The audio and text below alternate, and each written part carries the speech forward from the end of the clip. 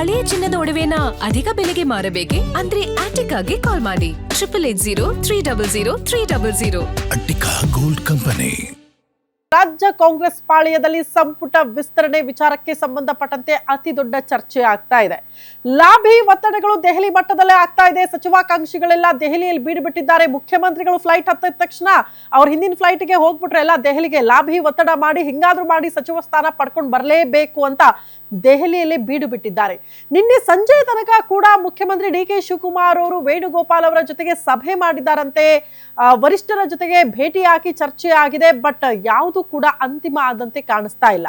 But ಮುಖ್ಯಮಂತ್ರಿಗಳನ್ನ ಪ್ರಶ್ನೆ ಮಾಡಿದ್ರೆ ದೆಹಲಿಗೆ ಬಂದಿರುವಂತಹ ವಿಚಾರ ಇತ್ತಲ್ಲ, ಅದ್ರಲ್ಲಿ ನಾವು ಸಕ್ಸಸ್ ಹಾಕಿದ್ದೀವಿ ಅಂತ ಜಸ್ಟ್ ಒಂದು ಸ್ಮೈಲ್ ಅಲ್ಲಿ ಎಲ್ಲವನ್ನ ಕೂಡ ಕ್ಲಿಯರ್ ಮಾಡಿದ್ದಾರೆ. ನಿಜಕ್ಕೂ ಅಷ್ಟು ಈಸಿಯಾಗಿ ಸಂಪುಟ ವಿಸ್ತರಣೆ ಸಾಧ್ಯನಾ ರಾಜ್ಯ ಕಾಂಗ್ರೆಸ್ ಪಾಳೆಯಕ್ಕೆ ಸಂಬಂಧಪಟ್ಟಂತೆ ಅನ್ನೋದು ಪ್ರಶ್ನೆ ಇದೆ. ಕಾರಣ ನಿಮ್ಗೆಲ್ಲ ಗೊತ್ತು, ಇರುವ ಖಾಲಿ 20 ಸ್ಥಾನಗಳಿಗೆ 40 ಅಲ್ಲ, ಅರ್ಧ ಡಜನ್ ಮೇಲೆ ಈಗ ಲಾಭಿಗಳು ಶುರುವಾಗಿದೆ. ಒತ್ತಡಗಳು ಜಾಸ್ತಿ ಆಗ್ತಾ ಇದೆ. 40ಕ್ಕೂ ಹೆಚ್ಚು ಆಕಾಂಕ್ಷಿಗಳಲ್ಲೂ ದೆಹಲಿಯಲ್ಲೇ ಬೀಡು ಬಿಟ್ಟು ಲಾಭಿ ಮಾಡ್ತಿದ್ದಾರೆ. ಹಂಗಾಗಿ ಯಾರ ಕೈ ಮೇಲಾಗುತ್ತೆ, ಯಾರಿಗೆ ಸಚಿವ ಸ್ಥಾನ ಸಿಗುತ್ತೆ ಇಂಥ ಚರ್ಚೆಗಳಾಗ್ತಾ ಇದೆ.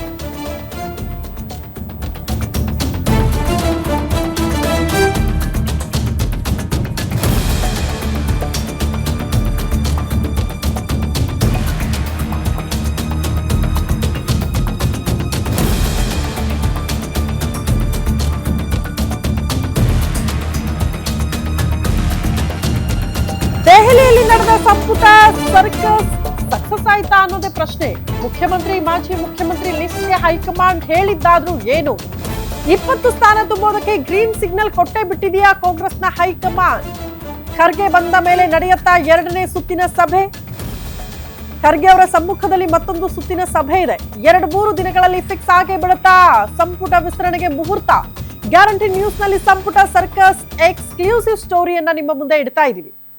ಹಾಗಾದ್ರೆ ದೆಹಲಿಯಲ್ಲಿ ಮೊದಲ ಹಂತದ ಸಭೆ ಆಗಿದೆ ವರಿಷ್ಠರ ಜೊತೆಗೆ. ಮೊದಲ ಹಂತದ ಸಭೆನೇ ಅಂತಿಮ ಅಲ್ಲ. ಕಾರಣ ಎಐಸಿಸಿ ಅಧ್ಯಕ್ಷ ಮಲ್ಲಿಕಾರ್ಜುನ ಖರ್ಗೆ ಅವರ ಸಮ್ಮುಖದಲ್ಲಿ ಮತ್ತೊಂದು ಸುತ್ತಿನ ಮಾತುಕತೆ ಇದೆ. ಅದು ಸಕ್ಸಸ್ ಆಗಬೇಕು. ರಾಹುಲ್ ಗಾಂಧಿ ಖರ್ಗೆ ಸೂಚನೆಯಂತೆ ಫೈನಲ್ ಆಗಲಿದೆಯಂತೆ ಅಂತಿಮ ಪಟ್ಟಿ. ಡಿ.ಕೆ. ಶಿವಕುಮಾರ್, ಸಿದ್ದರಾಮಯ್ಯ, ಬಿ.ಕೆ. ಹರಿಪ್ರಸಾದ್ ಕೊಟ್ಟ ಪಟ್ಟಿ ಬಗ್ಗೆ ಚರ್ಚೆಯಂತೆ. 3 ಕೊಟ್ಟ ಪಟ್ಟಿ ಬಗ್ಗೆ ಹೈಕಮಾಂಡ್ ಅಸಮಾಧಾನ ಹೊರಹಾಕಿದೆ. ಖಾಸಗಿ ಸಂಸ್ಥೆ ಮೂಲಕ ಸರ್ವೆ ಮಾಡಿಸಿದ್ರ ರಾಹುಲ್ ಗಾಂಧಿ? ರಾಹುಲ್ ರಿಪೋರ್ಟ್ ನಲ್ಲಿ ಇರೋದು ಯಾರಿಗೆ ಸಿಗಲಿದೆ ಸಿಹಿ ಸುದ್ದಿ?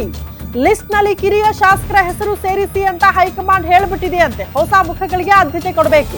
ಕೆಲ ಕಿರಿಯರಿಗೆ ಬಂಪರ್, ಕೆಲ ಹಿರಿಯರಿಗೆ ಕೋಕ್ ಕೊಡೋದು ಗ್ಯಾರಂಟಿ.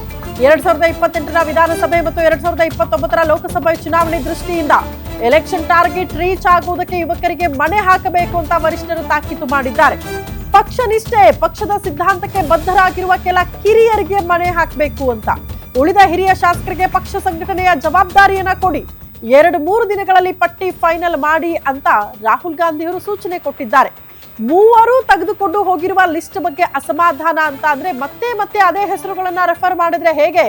ನಾನು ಹೇಳ್ಬಿಟ್ಟಿದ್ದೀನಿ, ಹೊಸ ಮುಖಗಳಿಗೆ ಆದ್ಯತೆ ಅನ್ನೋದನ್ನ ರಾಹುಲ್ ಗಾಂಧಿ ಅವರು ಮತ್ತೊಮ್ಮೆ ರಿಪೀಟ್ ಮಾಡಿದ್ದಾರೆ. ಹೊಸ ಮುಖಗಳಿಗೆ ಆದ್ಯತೆ, ಮುಂದಿನ ಚುನಾವಣೆಯ ದೃಷ್ಟಿಯಿಂದ, ಪಕ್ಷ ಸಂಘಟನೆಯ ದೃಷ್ಟಿಯಿಂದ ಹೊಸ ಮುಖಗಳಿಗೆ, ಯುವಕರಿಗೆ ಆದ್ಯತೆ ಕೊಡಬೇಕು ಅಂತ ರಾಹುಲ್ ಗಾಂಧಿಯವರು ಸೂಚನೆ ಕೊಟ್ಟಿದ್ದಾರೆ. ಮತ್ತೊಮ್ಮೆ ಈಗ ಲಿಸ್ಟ್ ಸಿದ್ಧವಾಗಲಿದೆಯಂತೆ. ಯಾಕಂದ್ರೆ ಕೆಪಿಸಿಸಿ ಅಧ್ಯಕ್ಷ ಬಿ.ಕೆ. ಹರಿಪ್ರಸಾದ್ ಅವರು, ಮುಖ್ಯಮಂತ್ರಿ ಡಿ.ಕೆ. ಶಿವಕುಮಾರ್, ಮಾಜಿ ಮುಖ್ಯಮಂತ್ರಿ ಸಿದ್ದರಾಮಯ್ಯನವರು 3 ಕೂಡ ಪ್ರತ್ಯೇಕ ಲಿಸ್ಟ್ ಗಳನ್ನ ಹಿಡ್ಕೊಂಡು ದೆಹಲಿಗೆ ಹೋಗಿದ್ರು. ಅವ್ರವ್ರ ಲಿಸ್ಟ್ ಅಲ್ಲಿ ಅಳೆದು ತೂಗಿ ಅಂತಿಮ ಪಟ್ಟಿ ಮಾಡಬೇಕು ಅಂತ. ಬಟ್ 3 ಲಿಸ್ಟ್ ಬಗ್ಗೆ ಕೂಡ ಅಸಮಾಧಾನ ಅಂತೆ ರಾಹುಲ್ ಗಾಂಧಿ ಅವರಿಗೆ. ಯಾಕಂದ್ರೆ ತಂದಿದ್ದ ಹೆಸರುಗಳನ್ನ ತಂದ್ರೆ, ಆದಂತ ಸಚಿವರ ಹೆಸರುಗಳನ್ನ ರೆಫರ್ ಮಾಡಿದ್ರೆ ಖಂಡಿತ ಅದು ಸಾಧ್ಯ ಇಲ್ಲ. ಹೊಸ ಮುಖಗಳಿಗೆ ಆದ್ಯತೆ ಅನ್ನೋದನ್ನ ತಾಕೀತು ಮಾಡಿದ್ದಾರೆ. ಹಾಗಾಗಿ ಕಿರಿಯರಿಗೆ ಮೋಸ್ಟ್ಲಿ ಲಕ್ಕ ಕುಲಾಯಿಸೋ ಸಾಧ್ಯತೆ ಇದೆ. ಖರ್ಗೆ ಅನುಪಸ್ಥಿತಿಯಲ್ಲೇ ಸಂಪುಟ ವಿಸ್ತರಣೆಗೆ ಹೈಕಮಾಂಡ್ ಒಪ್ಪಿಲ್ಲ. ಕಾರಣ ಮಲ್ಲಿಕಾರ್ಜುನ ಖರ್ಗೆ ಅವರಿಗೆ ರಾಜ್ಯ ಕಾಂಗ್ರೆಸ್ ಪಾಳೆಯದ ಆಳ ಅಗಲ ಗೊತ್ತು.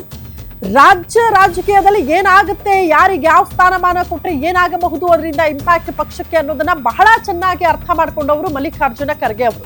ಅವರಿಲ್ಲದೆ ಸಂಪುಟ ವಿಸ್ತರಣೆ ಸಾಧ್ಯವೇ ಇಲ್ಲ ಅಂತ ವರಿಷ್ಠರು ಹೇಳಿದ್ದಾರೆ. ಹಾಗಾಗಿ ಖರ್ಗೆ ಅವರು ಬಂದ ಮೇಲೆ ಮತ್ತೊಂದು ಸುತ್ತಿನ ಮಾತುಕತೆಗೆ ವರಿಷ್ಠರು ಹೇಳಿದ್ದು, 3 ಪಟ್ಟಿ ಬಗ್ಗೆ ಮಲ್ಲಿಕಾರ್ಜುನ ಖರ್ಗೆ ಅವರ ಸಲಹೆ ಪಡೆದುಕೊಂಡೇ ಅಂತಿಮ ತೀರ್ಮಾನ ಮಾಡೋ ಸಾಧ್ಯತೆ ಇದೆ. 2ನೇ ಸಭೆಗೂ ಖರ್ಗೆ ಗೈರಾದ್ರೆ ಫೋನ್ ಮೂಲಕ ಸಲಹೆ ಪಡೆದುಕೊಳ್ಳೋ ಸಾಧ್ಯತೆ ಇದೆ. ಸೋಮವಾರ ಅಥವಾ ಬುಧವಾರವೇ ಸಂಪುಟ ವಿಸ್ತರಣೆ ಬಹುತೇಕ ನಿಶ್ಚಿತ ಅಂತ ಹೇಳಲಾಗ್ತಾ ಇದೆ. ವಿಧಾನಸಭೆ ಅಧಿವೇಶನಕ್ಕೂ ಮುನ್ನ ಸಂಪುಟ ವಿಸ್ತರಣೆ ಬಹುತೇಕ ಫಿಕ್ಸ್.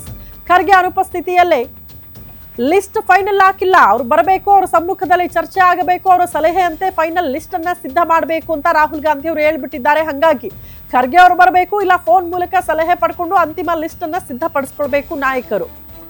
ಖರ್ಗೆ ಅವರ ಸಲಹೆ ಇಲ್ಲದೆ ಲಿಸ್ಟ್ ಅಂತೂ ಫೈನಲ್ ಆಗಲ್ಲ ಅನ್ನೋದ್ರ ಬಗ್ಗೆ ಡೀಟೇಲ್ ಸಿಗ್ತಾ ಇದೆ. ಮುಂದಿನ ವಾರದ ಒಳಗಡೆ ಒಟ್ಟಿನಲ್ಲಿ ಸಂಪುಟ ವಿಸ್ತರಣೆ ಬಹುತೇಕ ನಿಶ್ಚಿತ. ಪ್ರಮಾಣ ವಚನಕ್ಕೆ ಸಿದ್ಧರಾಗಬೇಕಷ್ಟೇ. ಯಾರೆಲ್ಲ ಸಚಿವರಾಗ್ತಾರೋ ಶಾಸಕರು ಪ್ರಮಾಣ ವಚನಕ್ಕೆ ಸಿದ್ಧರಾಗಬೇಕಾಗುತ್ತೆ ಒಂದು ವಾರದ ಒಳಗಡೆ. ಯಾಕಂದ್ರೆ ಚಳಿಗಾಲದ ಅಧಿವೇಶನದ ಒಳಗಡೆನೆ ಸಂಪುಟ ವಿಸ್ತರಣೆ ಆಗಬೇಕು. ಆಗಸ್ಟ್ 6ರಿಂದ ಅಧಿವೇಶನ ಪ್ರಾರಂಭ ಆಗುತ್ತೆ. ಹಂಗಾಗಿ ಅನಿವಾರ್ಯ ಇದೆ. 20 ಸ್ಥಾನಗಳನ್ನ ಕಂಪ್ಲೀಟ್ ಭರ್ತಿ ಮಾಡಬಹುದಾ ಅನ್ನುವಂತ ಪ್ರಶ್ನೆಗೆ ಭರ್ತಿ ಮಾಡಿ ಅಂತ ರಾಹುಲ್ ಗಾಂಧಿ ಅವರು ಒಪ್ಪಿಗೆ ಕೊಟ್ಟಾಗಿದೆ. ಹಂಗಾಗಿ ಭರ್ತಿ ಮಾಡಿದಾಗ ಬಂಡಾಯ ಅಸಮಾಧಾನಗಳಿರುತ್ತಲ್ಲ, ಅದನ್ನ ಶಮನ ಮಾಡೋದು ಕೂಡ ಅತಿ ದೊಡ್ಡ ಟಾಸ್ಕ್ ಆಗಿ ಹೋಗುತ್ತೆ. ಯಾಕಂದ್ರೆ ಲಾಭಿ ಒತ್ತಡ ಮಾಡ್ತಾ ಇರೋರ ಸಂಖ್ಯೆ ಇದೆಯಲ್ಲ, ಅದು ಅಂದಾಜು ಮಾಡಕ್ ಆಗ್ತಿಲ್ಲ.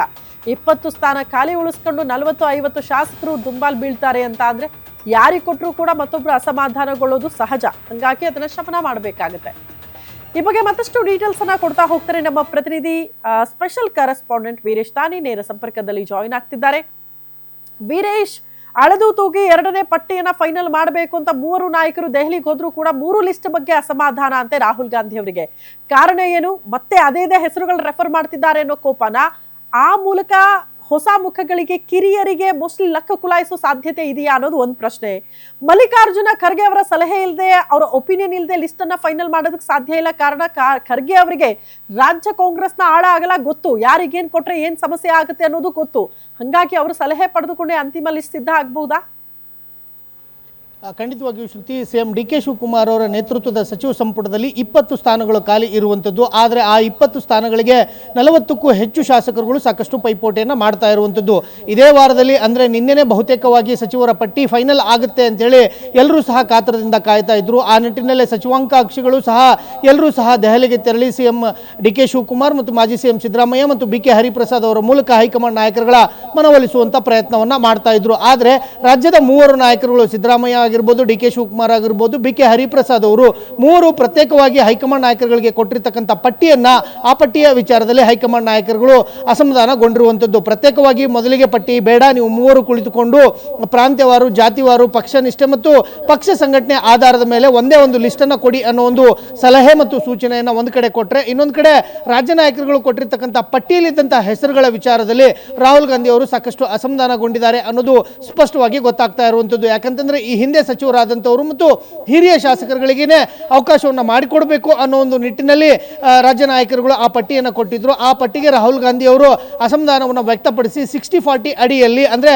60% 50-55 ವರ್ಷ ಇರತಕ್ಕಂಥ ಶಾಸಕರು, 3-4 ಬಾರಿ ಗೆದ್ದಿರ್ತಕ್ಕಂಥ ಶಾಸಕರುಗಳಿಗೆ ಅವಕಾಶವನ್ನು ಮಾಡಿಕೊಡಿ. ಇನ್ನೊಂದು ಕಡೆ ಆಡಳಿತ ನಡೆಸುವ ಒಂದು ವಿಚಾರದಲ್ಲಿ, ಅನುಭವವನ್ನು ನೀಡುವ ವಿಚಾರದಲ್ಲಿ 40% ಅನುಪಾತದ ಅಡಿಯಲ್ಲಿ ಹಿರಿಯ ಶಾಸಕರುಗಳು ಮತ್ತು ಮಾಜಿ ಸಚಿವರುಗಳಿಗೆ ಅವಕಾಶವನ್ನು ಮಾಡಿಕೊಡಿ. ಯಾಕಂತಂದ್ರೆ ಮುಂದಿನ 2028ರ ಚುನಾವಣೆ ಇನ್ನೇನು ಬಹಳ ದಿನಗಳು ಇಲ್ಲ ಮತ್ತು ಅದಾದ ಬಳಿಕ ಲೋಕಸಭೆ ಚುನಾವಣೆ ಬರುತ್ತೆ. ಹೀಗಾಗಿ ಒಂದು ಕಡೆ ಸರ್ಕಾರದ ಪರವಾಗಿಯೂ ಸಹ ಒಳ್ಳೆಯ ಯೋಜನೆಗಳನ್ನು ಮಾಡಬೇಕಾಗಿರುವಂಥದ್ದು, ಇನ್ನೊಂದು ಕಡೆ ಪಕ್ಷ ಸಂಘಟನೆಯನ್ನು ಮಾಡಬೇಕಾಗಿರುವಂಥದ್ದು, ಪಕ್ಷಕ್ಕೆ ಒಂದು ಇಮೇಜ್ ಅನ್ನು ತರಬೇಕಾಗಿರುವ ಹಿನ್ನೆಲೆಯಲ್ಲಿ ಹೊಸಬರಿಗೆ ಅವಕಾಶವನ್ನು ಮಾಡಿಕೊಡಿ ಅಂತ ಹೇಳಿ ರಾಹುಲ್ ಗಾಂಧಿ ಅವರು ಸೂಚನೆಯನ್ನು ಕೊಡೋದ್ರ ಜೊತೆಗೂ ಸಹ ರಾಹುಲ್ ಗಾಂಧಿ ಅವರು ಖಾಸಗಿ ಏಜೆನ್ಸಿಯ ಮೂಲಕ ಒಂದು ಸರ್ವೆಯನ್ನು ಸಹ ಮಾಡಿಸ್ಕೊಂಡಿರುವಂಥದ್ದು. ಅದರಲ್ಲೂ ಸಹ ಸಾಕಷ್ಟು ಹೊಸಬರ ಹೆಸರುಗಳು ಸೇರ್ಪಡೆ ಆಗಿರುವಂಥದ್ದು. ಆ ನಿಟ್ಟಿನಲ್ಲೂ ಸಹ ಈಗಾಗಲೇ ಚರ್ಚೆ ಆಗಿರುವಂಥದ್ದು. ತಾವು ಹೇಳಿದ ಹಾಗೆ ಮಲ್ಲಿಕಾರ್ಜುನ್ ಖರ್ಗೆ ಅವರು ನಿನ್ನೆ ದೆಹಲಿಯಲ್ಲೇ ಉಳಿದುಕೊಂಡಿದ್ರೆ ಬಹುತೇಕವಾಗಿ ಸಚಿವರ ಪಟ್ಟಿ ಫೈನಲ್ ಆಗ್ತಾ ಇತ್ತು. ಇದೇ ತಿಂಗಳು 20ಕ್ಕೆ ಎಲ್ಲರೂ ಸಹ ಸಚಿವರು ಪ್ರಮಾಣ ವಚನ ಸ್ವೀಕರಿಸುವಂಥ ಸಾಧ್ಯತೆಗಳು ಇತ್ತು. ಆದರೆ ಅನಿವಾರ್ಯ ಕಾರಣಗಳಿಂದ ಎಐಸಿಸಿ ಅಧ್ಯಕ್ಷರಾಗಿರ್ತಕ್ಕಂಥ ಮಲ್ಲಿಕಾರ್ಜುನ್ ಖರ್ಗೆ ಅವರು ರಾಜ್ಯಕ್ಕೆ ದಿಢೀರ್ನೆ ಆಗಮಿಸಿರುವಂಥದ್ದು. ಹೀಗಾಗಿ ಮಲ್ಲಿಕಾರ್ಜುನ್ ಖರ್ಗೆ ಅವರು ಮರಳಿ ದೆಹಲಿಗೆ ಹೋದ ಬಳಿಕ ಮತ್ತೆ ರಾಜ್ಯ ನಾಯಕರುಗಳನ್ನು ಕರೆಸಿಕೊಂಡು ರಾಹುಲ್ ಗಾಂಧಿ ಅವರ ಜೊತೆಗೆ ಕೊನೆಯದಾಗಿ ಒಂದು ಸುತ್ತಿನ ಮಾತುಕತೆಯನ್ನು ಮಾಡೋದ್ರ ಮೂಲಕ ಸಚಿವರ ಪಟ್ಟಿಗೆ ಅಂಕಿತವನ್ನು ಹಾಕುವಂಥ ಸಾಧ್ಯತೆಗಳು ಇರುವಂಥದ್ದು. ಶ್ರುತಿ. ಓಕೆ ವೀರೇಶ್, ಧನ್ಯವಾದಗಳು ತಮ್ಮೆಲ್ಲ ಮಾಹಿತಿಗೆ.